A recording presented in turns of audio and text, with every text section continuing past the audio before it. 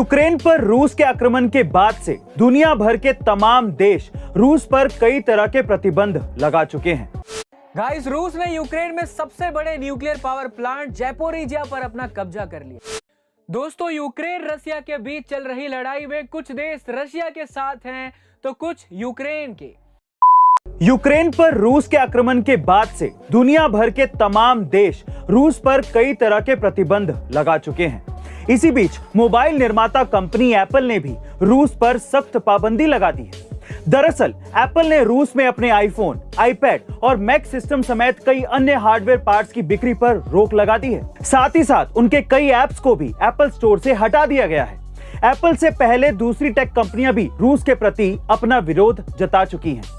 Google, metaverse और Netflix जैसी take कंपनियां भी रूस में अपने प्रोडक्ट्स के लिए अलग अलग तरीके से बैन लगा चुकी हैं। गाइस, रूस ने यूक्रेन में सबसे बड़े न्यूक्लियर पावर प्लांट ज़ैपोरिज़िया पर अपना कब्जा कर लिया है। इसके साथ ही टर्नोपिल में भी हवाई हमले का सायरन लगातार सुनाई दे रहा है, जिसके बाद यूक्रेनी राष्ट्रपति जेलेंस्की ने अमेरिका के राष्ट्रपति जो बाइडेन से फोन पर बात की। साथ ही ब्रिटेन के PM Boris Johnson, German chancellor Olaf Scholz समेत कई नेताओं को भी फोन किया और कहा कि अगर आप लोग अब भी नहीं जागे और न्यूक्लियर रिएक्टर पर धमाका हुआ तो पूरा यूरोप तबाह हो जाएगा। दोस्तों, यूक्रेन रशिया के बीच चल रही लड़ाई में कुछ देश रशिया के साथ हैं तो कुछ यूक्रेन के। लेकिन भारत एक ऐसा देश है जो दोनों देशों के साथ है भी और नहीं भी। और इसी पर पहली बार इंडिया के प्राइम मिनिस्टर नरेंद्र मोदी जी ने अपनी चुप्पी तोड़ी है और अपनी बात खुलकर रखा है। उन्होंने कहा है कि हम युद्ध नहीं, सिर्फ शांति चाहते हैं और जो भी पहले शांति की पहल करेगा हम उसके साथ हैं। और हम इस बारे में लगातार यूक्रेन और रशिया से बात कर रहे हैं। वहीं दूसरी तरफ रशिया और यूक्रेन भी इंडिया का साथ पाने के लिए लगातार कोशिश कर रहे हैं।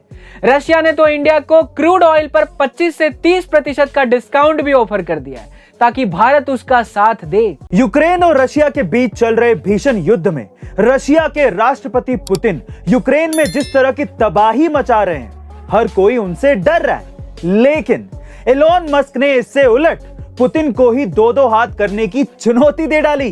जी हां गाइस, अब ठीक सुन रहे हैं। और इस सिंगल मुकाबले के लिए उन्होंने यूक्रेन को दांव पर लगाया है।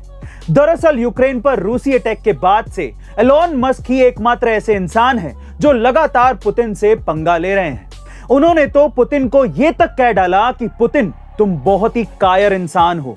बहरहाल, एलोन मस्क कितने सीरियस हैं ये कहना थोड़ा मुश्किल होगा। गाइस, यूक्रेन और रशिया की लड़ाई के बीच रशिया ने एक चौंकाने वाला दावा किया है। जी हां गाइस, अब ठीक सुन रहे हैं। रशिया ने कहा है कि अमेरिका यूक्रेन में बायो वेपन यानी कि जैविक हथियार बना रहा है और इसके लिए उसने यूक्रेन में करीबन 30 लेबोरेटरीज बना रखी हैं।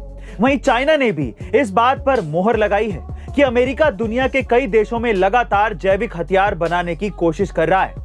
दरअसल चाइना का अमेरिका पर यह आरोप इसलिए भी लगाया गया है क्योंकि आज से 2 से 3 साल पहले अमेरिका ने कोरोना जैविक हथियार बनाने को लेकर चाइना को पूरी दुनिया में बदनाम कर दिया था।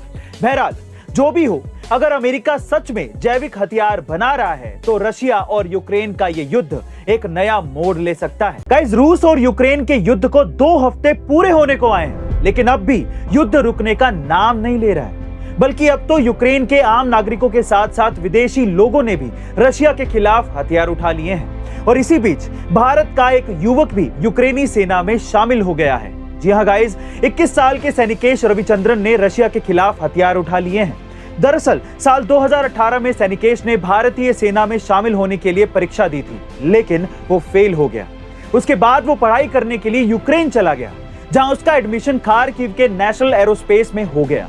गाइस, सैनिकेश इंडियन आर्मी में अपनी सेवा तो नहीं दे पाया, लेकिन आज वो इंसानियत की जंग में यूक्रेन के साथ खड़ा है। आपका सैनिकेश के बारे में क्या ख्याल है कमेंट सेक्शन में जरूर लिखेगा और ऐसे अमेजिंग वीडियोस के लिए शेयर, सब्सक्राइब एंड लाइक। मिलते हैं अगली वीडियो में।